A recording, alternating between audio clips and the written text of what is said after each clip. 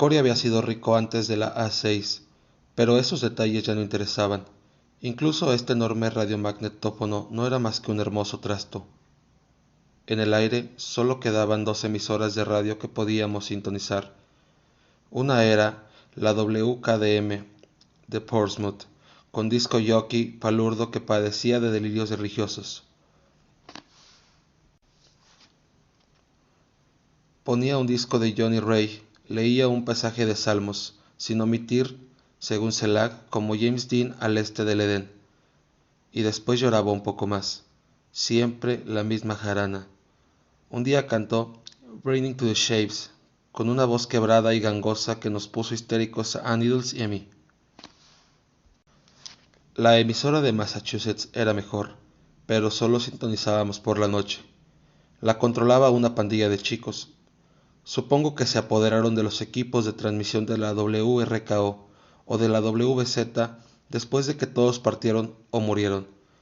Solo empleaban siglas chistosas como WDROGA o KONO o WA6 o cosas parecidas. Muy graciosos de veras, como para morirse de la risa. Esa era la que escuchábamos al volver a la playa. Yo le había cogido la mano a Susie.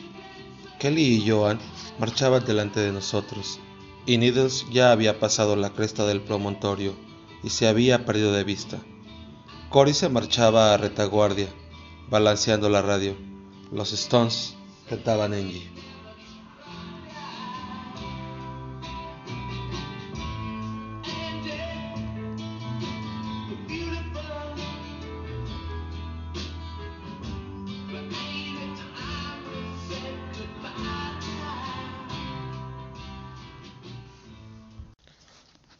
¿Me amas?, me preguntó Susie.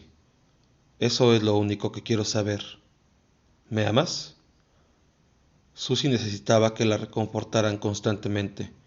Yo era su osito de juguete. No, respondí. Susie estaba engordando, y si vivía el tiempo suficiente se pondría realmente fofa. Ya era demasiado pomposa. ¿Vas a llorar otra vez? Cierra el pico, contestó ella. Sí, me pareció que iba a echarse a llorar de nuevo. Llegamos a la cresta y nos detuvimos. Siempre tengo que detenerme. Antes de la A6, esta había sido una playa pública. Turistas, grupos que organizaban picnics, chiquillos con los mocos colgando y abuelas gordas y flácidas con los hombros quemados por el sol, envoltorios de caramelos y palitos de pirulines en la arena. Toda la bella gente magreándose sobre las mantas de playa, más el olor de los tubos de escape del aparcamiento, de las algas marinas y de aceite. Pero ahora la basofia y la mierda habían desaparecido. El océano lo había devorado todo, absolutamente todo, con la misma indiferencia que uno podía valorar un puñado de cracked jacks. No había gente que pudiera volver a ensuciar la playa, solo nosotros, y no éramos tantos como para hacer demasiado estropicio. Y creo además que estábamos enamorados de la playa. ¿Acaso no acabamos de tributarle una especie de sacrificio? Incluso Susie, la putilla Susie con su culo gordo y sus pantalones Oxford. La arena era blanca y ondulada, y solo estaba alterada por el límite más alto de la pleamar, una franja sinuosa de algas, conchas marinas y resaca. La luna proyectaba negras sombras semicirculares y pliegues sobre todos los elementos. La torre abandonada del salvavidas se alcanzaba blanca y esquelética a unos 50 metros de las casetas de baño, apuntando al cielo como la falange de un dedo. Y la marejada nocturna, que despedía grandes trombas de espuma y que estallaba contra los acantilados hasta donde alcanzaba la vista, con incesantes embates. Quizá la noche anterior esas mismas aguas habían estado a mitad del trayecto de Inglaterra. Angie por los Stones, anunció la voz quebrada de la radio de Cory. Estoy seguro de que os agradará. Un eco del pasado que suena como los dioses. Directamente del surco, un disco que gusta. Os habla Bobby. Esta debería haber sido la noche de Fred, pero Fred tiene gripe, está completamente hinchado. Susie eligió ese momento para reír, aunque las lágrimas todavía le colgaban de las pestañas. Apresuré la marcha hacia la playa para hacerla callar. —¡Esperad! —gritó Cory.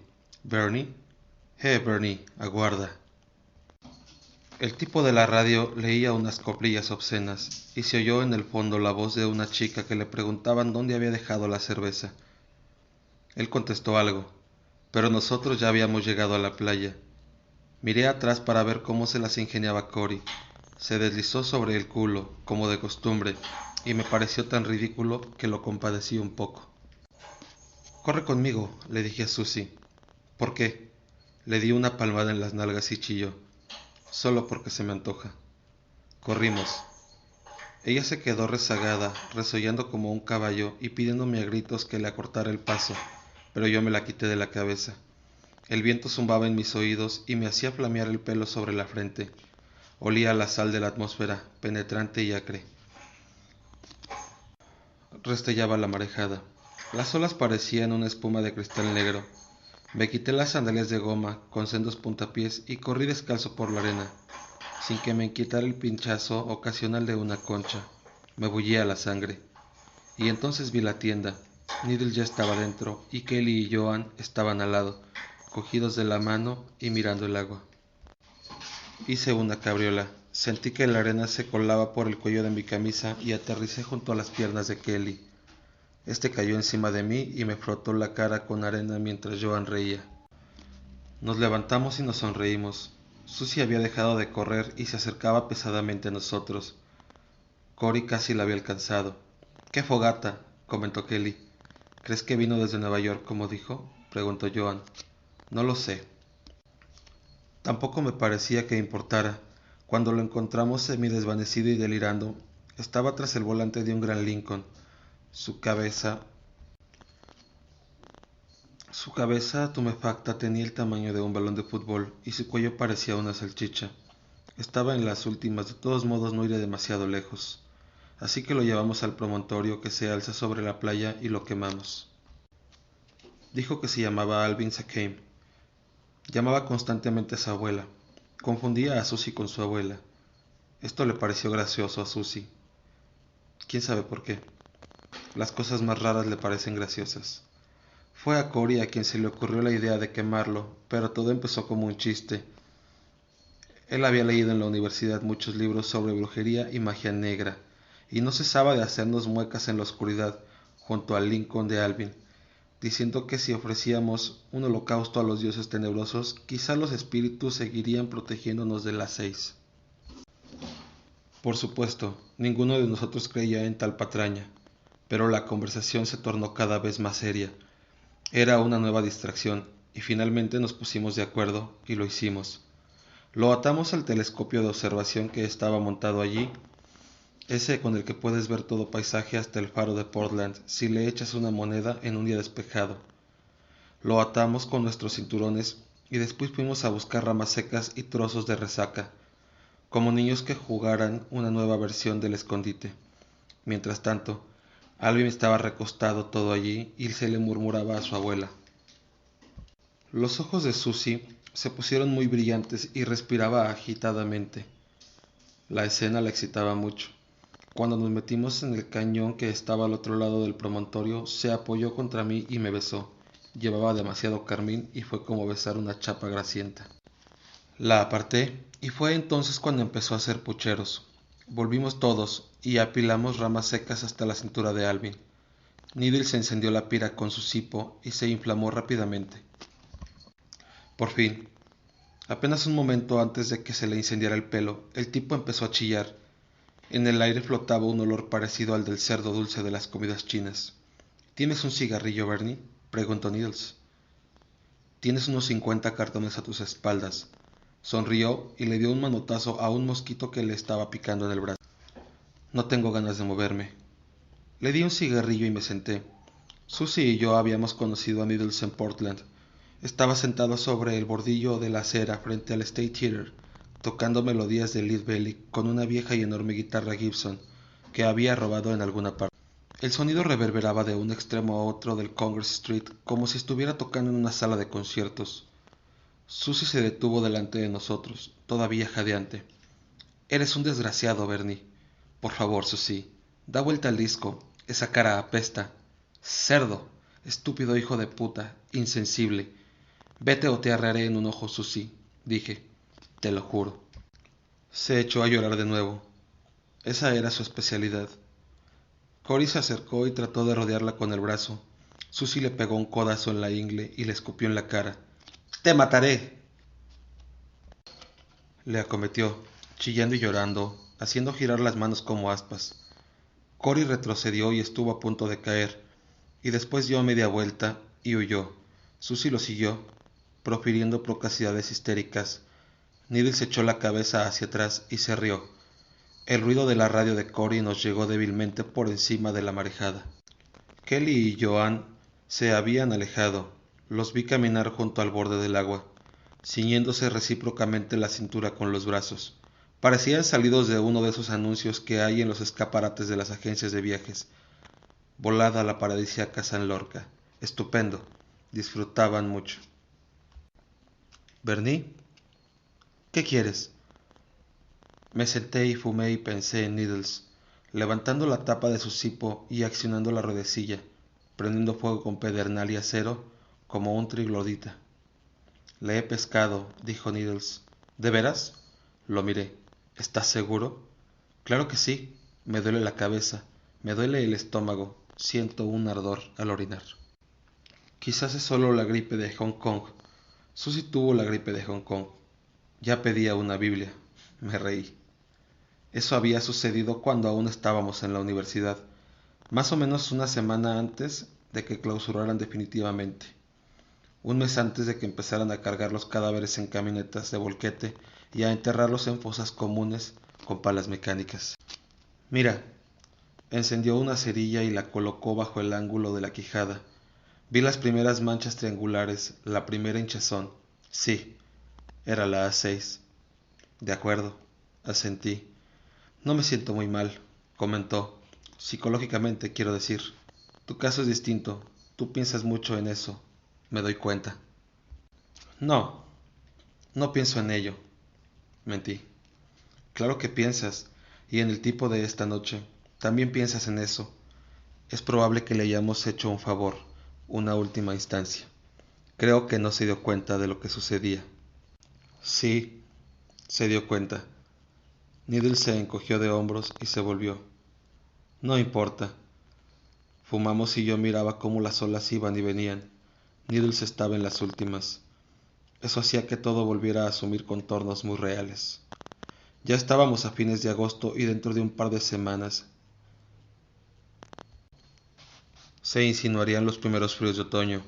Sería la hora de buscar abrigo en alguna parte. Invierno. Probablemente en cuanto llegara la Navidad estaríamos todos muertos. En una sala ajena, con el costoso radiomagnetófono de Cory colocado sobre una biblioteca de libros condensados del Reader's Digest, mientras el débil sol del invierno proyectaba sobre la alfombra las absurdas formas de los marcos de las ventanas. La imagen fue lo suficientemente nítida como para hacerme temblar. En agosto nadie debería pensar en el invierno. Es como sentir pisadas sobre la propia tumba. Needles se rió. ¿Has visto? Tú sí que piensas en eso. ¿Qué podía contestar? Me levanté. Iré a buscar a Susie. Quizás somos los últimos habitantes de la Tierra, Bernie. ¿Has pensado en ello alguna vez? Bajo la tenue luz de la luna ya parecía medio muerto, con sus ojeras y sus dedos pálidos, inmóviles, semejantes a lápices. Me acerqué al agua y pasé los ojos sobre ella. No había nada para ver, excepto los lomos inquietos y movedizos de las olas, rematados por delicados copetes de espuma. Allí el fragor de las rompientes era tremendo, más descomunal que el mundo. Como si estuvieras en medio de una tormenta eléctrica. Cerré los ojos y me mecí sobre los pies descalzos. La arena estaba fría y apelmazada. ¿Qué importa si éramos los últimos habitantes del mundo? Eso continuaría mientras hubiera una luna que ejerciera su atracción sobre el agua. Susie y Cory estaban en la playa. Susie lo colgaba como si él fuera un semental brioso y le metía la cabeza bajo el agua bullente. Cory manoteaba y chapoteaba. Ambos estaban empapados. Me acerqué a ellos y derribé a Susie con el pie. Cory se alejó a gatas, escupiendo y resollando. Tenía arena húmeda pegada a la blusa y a la piel. No deberías haberme empujado, Bernie. No te lo permitiré. Vamos, repetí. No parecía un tocadiscas mecánico. No hacía falta echarle monedas y no se desconectaba nunca. Caminábamos por la playa hasta la concesión principal. El hombre que administraba el establecimiento tenía un pisito en la planta alta. Había una cama. Susie no merecía realmente una cama, pero Needles tenía razón. No importaba. Ya nadie controlaba el juego. La escalera estaba adosada a la pared lateral del edificio, pero me detuve un minuto para mirar por la ventana rota las mercancías polvorientas que había dentro y que ya nadie se molestaba por robar.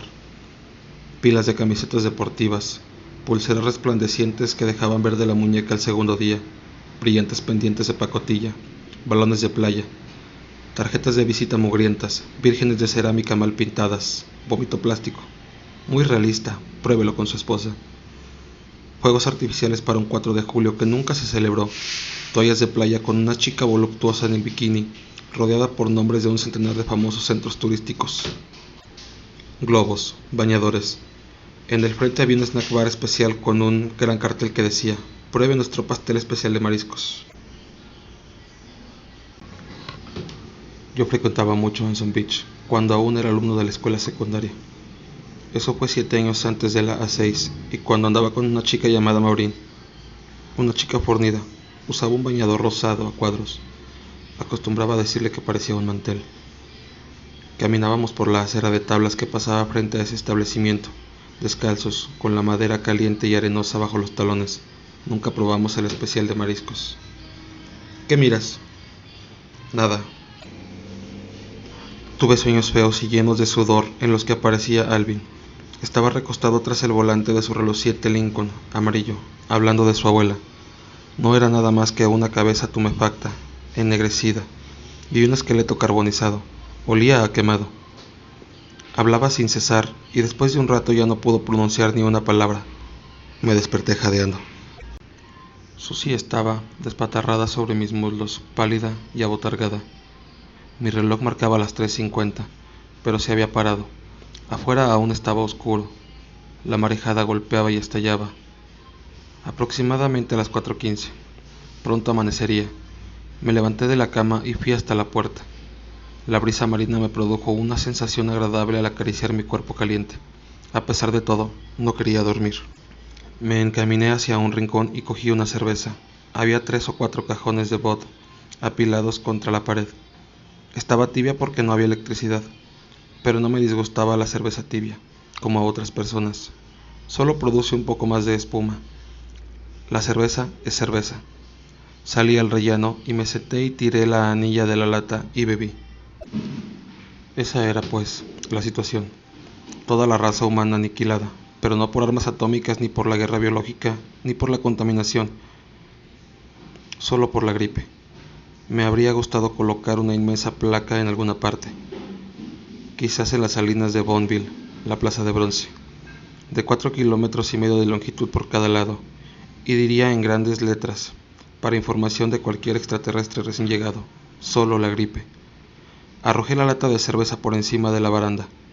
Se estrelló con un ruido metálico hueco contra la acera de cemento que rodeaba el edificio. La tienda era un triángulo oscuro sobre la arena. Me pregunté si Needles estaba despierto, y yo lo estaría. ¿Bernie? Susie estaba en el umbral, y se había puesto una de mis camisas. Esto es algo que aborrezco. Suda como un cerdo. Ya no te gustó mucho, ¿verdad, Bernie? No contesté. Había momentos en que todavía podía apiadarme de todo. Ella no me merecía a mí, así como yo no la merecía a ella. ¿Puedo sentarme contigo? Dudo que haya espacio suficiente para los dos. Dejó escapar un hipo ahogado y se encaminó nuevamente hacia adentro. Needles tiene la A6, anuncié. Se detuvo y me miró. Sus facciones no reflejaban la menor expresión. No bromees, Bernie. Encendí un cigarrillo. No es posible. Tuvo la... Sí, tuvo la A2, la gripe de Hong Kong. Tú, yo, Corey y Kelly y Joan. Pero eso significa que no es inmune. Sí, entonces nosotros podríamos enfermar. Quizá mintió cuando juró que había tenido la A2, para que lo dejáramos venir con nosotros, dije. Su rostro se distendió. Claro, eso es. Yo también habría mentido en esa situación. A nadie le gusta estar solo, ¿verdad? Vaciló. ¿Quieres volver a la cama? Aún no. Susie entró. No hacía falta que le dijera que la A2 no era una garantía contra la A6. Ella lo sabía. Se había limitado a bloquear la idea. Me quedé sentado, mirando la marejada. Era verdaderamente la pleamar. Hacía algunos años, Anson había sido el único lugar decente de todo el estado para practicar surf. El promontorio era una jiba oscura y sobresaliente que se recortaba contra el cielo. Me pareció ver el saliente que hacía las veces de atalaya.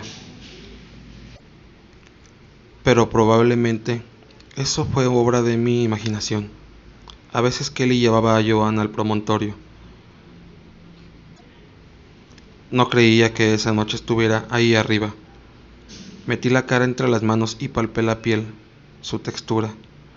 Todo se comprimía con tanta rapidez y era tan mezquino, sin ninguna dignidad. La marejada subía, sin límites, limpia y profunda.